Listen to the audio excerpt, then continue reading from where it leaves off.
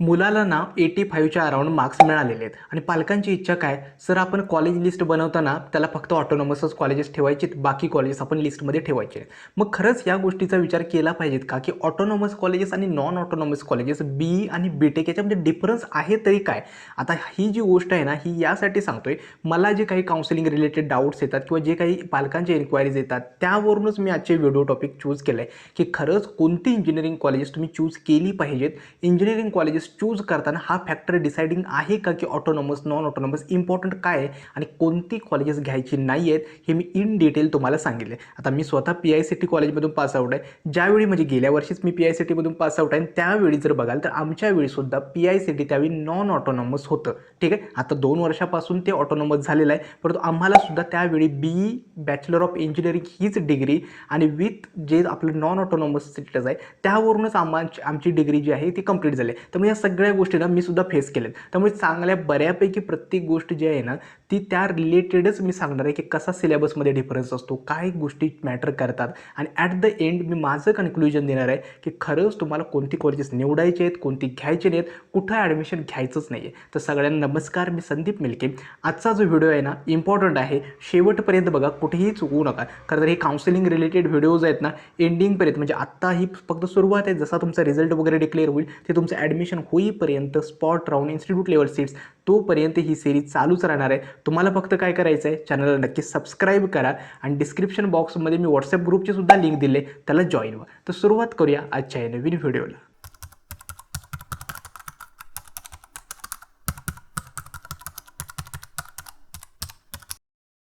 व्हिडिओच्या सुरुवातीला एक छोटीशी अनाउन्समेंट. आता यावर्षी सुद्धा आमची जी पर्सनल काउन्सिलिंग बॅचची रजिस्ट्रेशन्स आहेत ती स्टार्ट आहेत. खरं तर पर्सनल काउन्सिलिंग सगळीकडे भरपूर ठिकाणी अवेलेबल आहे. आमची पर्सनल काउन्सिलिंग वेगळी काय आहे हे थोडक्यात सांगतो.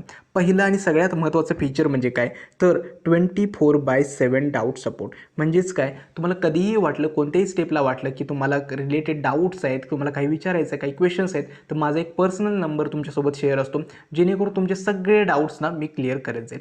सेकंड आहे ते म्हणजे काय, पर्सनलाइज्ड कॉलेज लिस्ट. आता प्रत्येक ठिकाणी बघतोय लोकांनी काय केलं आहे, तर AI प्रिडिक्टर बनवलं आहे आणि त्यामध्ये काय करतात, तुमचं पर्सेंटेज एंटर केलं की ती कॉलेजेस असतात, परंतु ती जी कॉलेजेस आहेत त्यांचा कट ऑफनुसार ती फक्त अरेंज केलेली असतात. म्हणजेच काय, कट ऑफ डिसेंडिंग ऑर्डरनं करायचं इतकंच.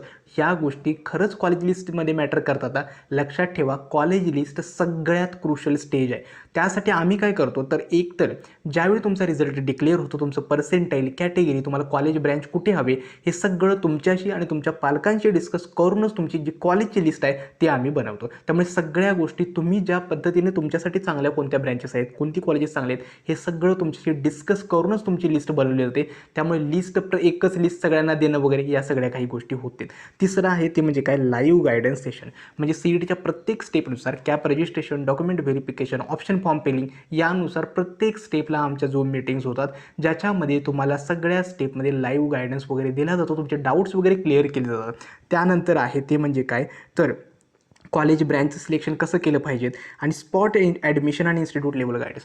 कोणत्या कॉलेजेसमध्ये किती स्पॉटच्या सीट्स वॅकंट आहेत, इन्स्टिट्यूट लेवलला कसं अप्लाय केलं पाहिजे, किती कॉलेजेसचे फॉर्म स्टार्ट झाले, या रिलेटेड गाईड केलं जातं, जेणेकरून शेवटच्या नॉन कॅप सीट्सला सुद्धा तुम्हाला व्यवस्थित ॲपियर होता येईल. आणि शेवटी आहे फर्स्ट इयर इंजिनिअरिंग गायडन्स, ज्याच्यामध्ये फर्स्ट इयरपासून CGPA असेल, तुमचं कोडिंग असेल, महाडीबीटी स्कॉलरशिप फॉर्म असेल, त्या रिलेटेड सेशन्स होतात. आता या काउन्सिलिंग बॅच रिलेटेड जे काही डाऊट्स असेल, ठीक आहे, हा माझा व्हॉट्सॲप नंबर दिला आहे, याच्यावरती तुम्ही व्हॉट्सॲप मेसेज सेंड करा, जेणेकरून जे काही काउन्सिलिंग रिलेटेड डाऊट्स असतील ना मी क्लिअर करेल. आणखीन महत्त्वाचा एक मुद्दा म्हणजे काय, काउन्सिलिंगची फीज किंवा कसं जॉईन करायचं आहे, डिस्क्रिप्शन बॉक्समध्ये मी रजिस्ट्रेशन फॉर्मची लिंक दिलेली आहे आणि कमेंट बॉक्समध्ये दिलेली आहे. एक आहे की बाकी काउन्सिलर्ससारखं तुमच्या कमी पर्सेंटेजसुद्धा महाराष्ट्रातील टॉप कॉलेजेस वगैरे मिळवून देऊ असं काहीही नसतं. युजली लक्षात ठेवा, ज्यावेळी जेवढ्या गोष्टी साध्या दाखवल्या जातात मोठ्या करून, तेवढं काउन्सिलिंग प्रोसेसमध्ये नाही आहे. PICT at low percentile, COEP at low percentile वगैरे हे होतं, परंतु कधी होतं, ज्यावेळी ती कॅटेगरीचा स्टुडंट तिथं असेल, त्या कॅटेगरीला ती सीट दिलेली असेल, तर ती वॅकन्सी त्या कॅटेगरीच्या स्टुडंट थ्रू ज्यावेळी भरली जाते त्यावेळी तिथं सीट्स वॅकंट होतात किंवा तिथं कट ऑफ कमी येतो. त्यामुळे प्रत्येक गोष्ट जशी मोठी करून दाखवली जाते तशी इतकं पण सोपं नाही आहे. ठीक आहे, तर ज्यांना एनरोल करायचं नक्की एनरोल करा. कॅप ॲडमिशन प्रोसेसमध्ये कुठेही तुम्हाला काही अडचण येणार नाही आणि सगळ्यात महत्त्वाचं, तुमच्या पर्सेंटाईलनुसार जे काही कॅप आणि नॉन कॅपमध्ये एक चांगलं कॉलेज असेल ते आम्ही मिळवून देऊ. ठीक आहे, आता येतो व्हिडिओच्या मेन कंटेंटवरती. आता ऑटोनॉमस आणि नॉन ऑटोनॉमस कॉलेजेस म्हणजे काय? आता मी ज्यावेळी PICTमध्ये इंजिनिअरिंगला होतो, त्यावेळी आमचं जे कॉलेज होतं ना, ते PICT कॉलेज त्यावेळी नॉन ऑटोनॉमस होतं. म्हणजे सावित्रीबाई फुले पुणे युनिव्हर्सिटीशी ॲफिलिएटेड होतं. आता ऑटोनॉमस आणि नॉन ऑटोनॉमसमध्ये डिफरन्स काय आहे त्याबद्दल सांगतो. एक म्हणजे लक्षात ठेवा, की जी काही ऑटोनॉमस कॉलेजेस असतात, ऑटोनॉमस कॉलेजेस म्हणजे काय? तर एक सेंट्रल गव्हर्नमेंटची एक बॉडी आहे UGC, युनिव्हर्सिटी ग्रँट कमिशन. ते काय करतं, अशा कॉलेजेसला मान्यता देतं किंवा फ्रीडम देतं, की तुमचं जे अकॅडमिक आहे ते तुम्ही स्वतः कंडक्ट करा. अकॅडमिक्स म्हणजे काय? त्या कॉलेजच्या एक्झाम्स कॉलेज ठरवणार कधी घ्यायचं, त्यांचा सिलेबस कॉलेज ठरवणार कधी कसा डिझाईन करायचा, रिझल्ट कधी लावायचे कॉलेज ठरवणार. म्हणजे ऑटोनॉमस कॉलेजेसला त्यांचा सिलेबस, त्यांच्या एक्झामचे रिझल्ट्स या सगळ्या गोष्टी अकॅडमिक्स मॅनेज करायचे राईट्स त्या कॉलेजला असतात. हे असतं ऑटोनॉमस. आणि नॉन ऑटोनॉमस कॉलेजेस म्हणजे काय? तर त्याच्या एक्झाम्स कधी व्हायचे, त्याचा सिलेबस कसा असणार आहे, हे सगळं कोण ठरवतं? तर ते नॉन ऑटोनॉमस कॉलेज ज्या पॅरेंट युनिव्हर्सिटीशी ॲफिलिएटेड आहे ते ठरवणार. म्हणजे आमचं त्यावेळी PICT कॉलेज जे होतं त्यावेळी काय होतं, ते SPPUला ॲफिलिएटेड होतं. त्यामुळे SPPU ज्यावेळी जसा एक्झामचा पॅटर्न देत होती, ज्यावेळी एक्झाम कंडक्ट होते, त्यावेळी आम्हाला एक्झाम द्यावे लागत होत्या. ठीक आहे. दुसरं आहे ते म्हणजे काय? ऑटोनॉमसमध्ये लक्षात ठेवा, रिझल्ट्स वगैरे असतात ना, ते कॉलेजेस डिक्लेअर करतं. आणि युज्युअली काय होतं, तर ऑटोनॉमसमधचा फायदा काय सांगतो. आता मी काय करतो, फायदे आणि तोटे या दृष्टीने सांगतो. ऑटोनॉमसमध्ये काय होतं थोडक्यात सांगतो. ऑटोनॉमसमध्ये एक्झाम्स कॉलेज ठरवणार, सिलेबस कॉलेज ठरवणार. त्यामुळे समजा की काही ब्रँचेसचा सिलेबस अपग्रेड झाला, म्हणजेच काय, क्लाउडचे वेगवेगळ्या कन्सेप्ट्स येत असतील किंवा अजून कोणकोणत्या नवीन टेक्नॉलॉजी, मग कॉलेज काय करतं, त्या टेक्नॉलॉजीनुसार लवकरात लवकर तो सिलेबस अपडेट करू शकतं. तेच जर तुम्ही नॉन ऑटोनॉमसमध्ये बघितलात तर काय असतं, युनिव्हर्सिटी, आता सावित्रीबाई फुले पुणे युनिव्हर्सिटी काय करायची आमच्यावेळी, 5 वर्षातून एकदा सिलेबस अपडेट करायचा. आमचा जो होता तो 2019 पॅटर्न होता.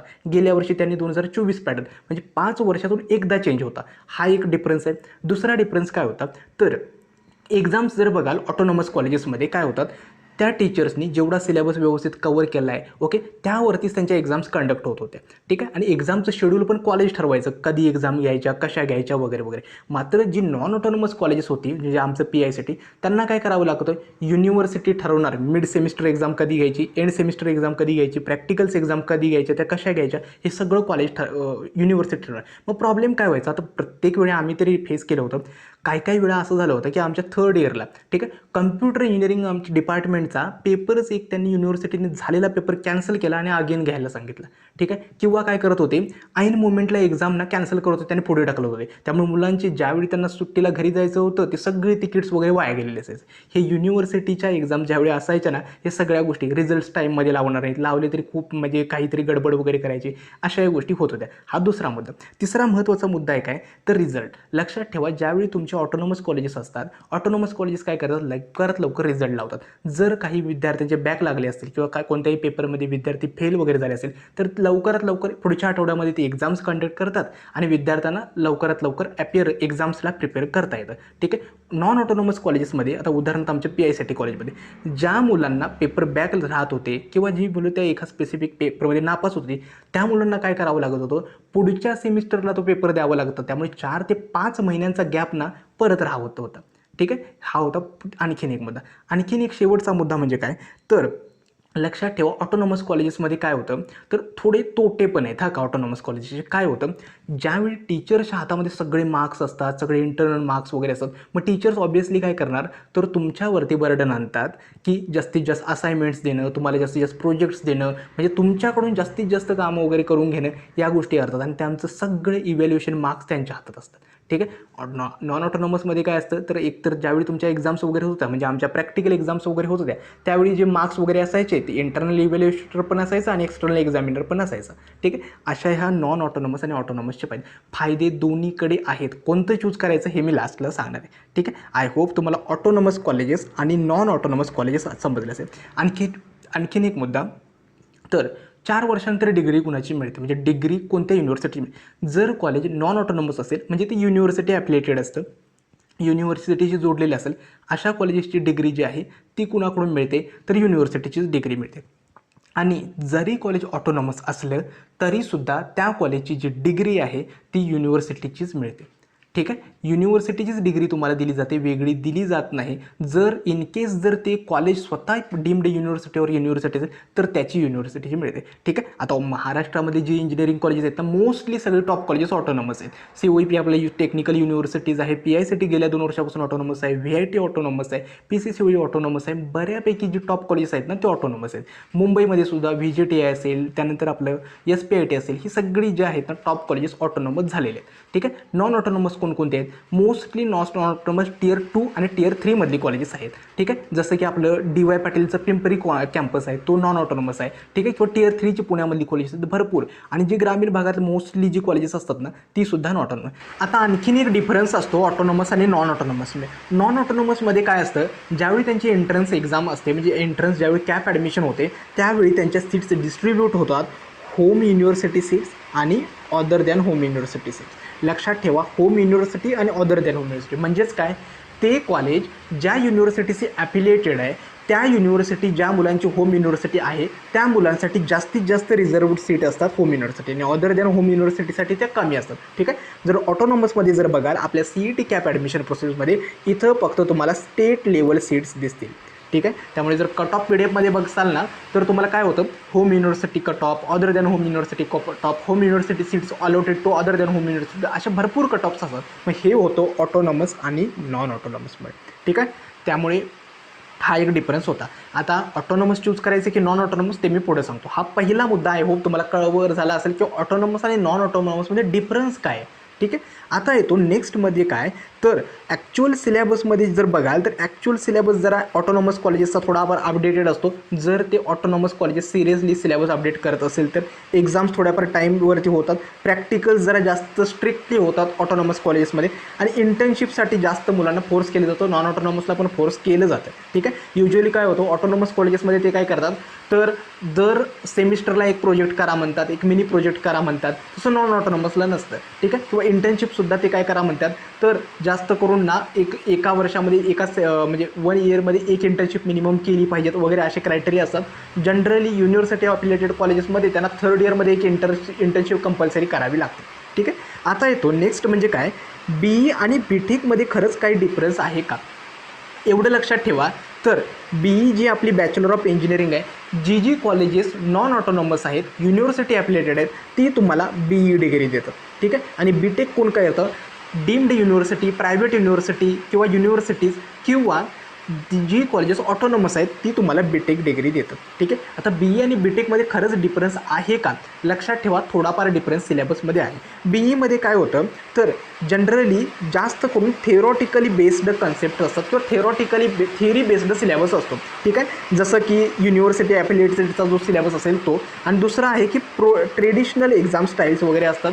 युजली आता PICTमध्ये आम्ही तरी होतो ते काही जाणवलं नाही, परंतु युजली थेरॉटिकल बेस्ड सिलेबस असतो. BTechमध्ये काय बोलतात, तर मॉडर्न सिलेबस असतो. तर मॉडर्न म्हणजे काय, तर जास्तीत जास्त तुमच्याकडून प्रोजेक्ट्स करून घेतले जातात, जास्तीत जास्त ॲप्लिकेशन बेस्ड असतं, जास्तीत जास्त तुम्हाला इंटर्नशिपसाठी प्रवृत्त केलं जातं. ओके.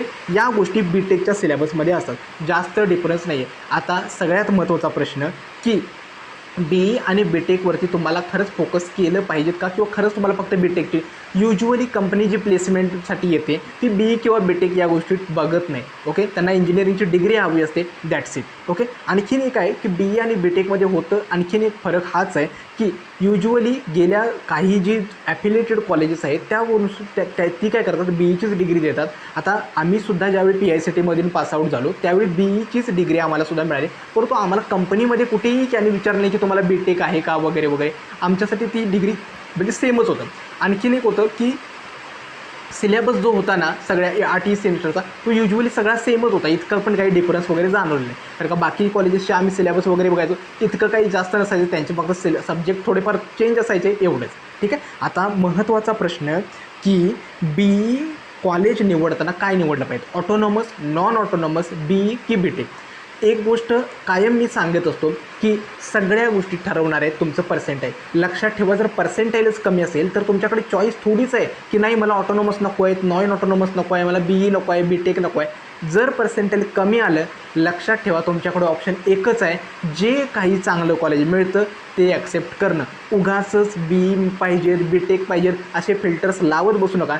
सगळ्यात जास्त गरजेचं काय आहे, तर बाळांनो कॉलेजची रँकिंग, ठीक आहे, प्लस प्लेसमेंट. लक्षात ठेवा, आपण 4 वर्ष इंजिनिअरिंगची डिग्री करतोय. काम काय आहे तर एकच आहे की आपल्याला 4 वर्षानंतर हातात एक चांगला जॉब मिळायला पाहिजे, ठीक आहे. मग त्यासाठी तुम्ही कॉलेज जर बाजूला करत बसला, BE नको, BTech नको, आता DY पाटील पिंपरी, ठीक आहे, नॉन ऑटोनॉमस कॉलेज आहे, परंतु प्लेसमेंट DY पाटील आकुर्डीपेक्षा सुद्धा बेटर आहे. या सांगण्याचं तात्पर्य हेच आहे, कॉलेजचं रँकिंग, कॉलेजचं प्लेसमेंट हे महत्त्वाचं आहे, नॉट की BE आणि BTech, ऑटोनॉमस नॉन ऑटोनॉमस या गोष्टींच्या मागे लागू नका. शक्य तर जास्तीत जास्त कॉलेजच्या रँकिंग, चांगलं कॉलेज असेल ना तर ते BE देतं काय BTech डिग्री देतं हे मॅटर करत नाही. आणखीन एक महत्त्वाचा मुद्दा म्हणजे काय तर एक गोष्ट लक्षात ठेवा की जी काही कॉलेजेस म्हणतात की आमच्याकडे A+ ग्रेड आहे, NACची इतकी आम्हाला ग्रेड मिळाले, A+ आहे, ठीक आहे, NBAचं ॲक्रेडिटेशन वगैरे, या सगळ्या फालतू गोष्टी आहेत, ठीक आहे. उगाचच त्यांचा इंटेक वाढवण्यासाठी वगैरे या कमिटींच्या मागे लागून त्या ओके या ज्या गोष्टी आहेत NAC, NBA किंवा त्यांचं A+ ग्रेडिंग वगैरे फालतू पुण्यातल्या कॉलेजेसला पण त्यांनी NACचं A+ ग्रेड देऊन ठेवलं होतं आणि PICT सारख्या कॉलेजला त्यांनी A+ फक्त आहे ओके, आणि बाकी कॉलेजेसला A++ देऊन ठेवले होते, ठीक आहे. अशा या सगळ्या गोष्टी आहेत, बाकी त्यांच्या नादाला लागू नका. फक्त सांगण्याचं तात्पर्य हेच आहे की कुठंही भूलथापांना बळी पडायचं नाही. आपला फोकस काय, सगळ्या बाजूंनी या काउन्सिलिंगचं ज्ञान गोळा करणं आणि शक्य तेवढं चांगलं जास्तीत जास्त कॉलेज आपल्यासाठी फाईंड करणं बस, ठीक आहे. त्यामुळे autonomous, non autonomous, BE, BTech याचा डिफरन्स तुम्हाला आय होप कळाला असेल. ज्या मुलांना पर्सनल काउन्सिलिंग बॅचमध्ये एनरोल करायचं आहे नक्की एनरोल करा. आमची रजिस्ट्रेशन सुरू आहेत, ठीक आहे. तुमच्या पर्सेंटाईलनुसार एक चांगलं कॉलेज मिळवून देऊ, ठीक आहे. आजचा हा व्हिडिओ मी इथेच थांबवतो. धन्यवाद.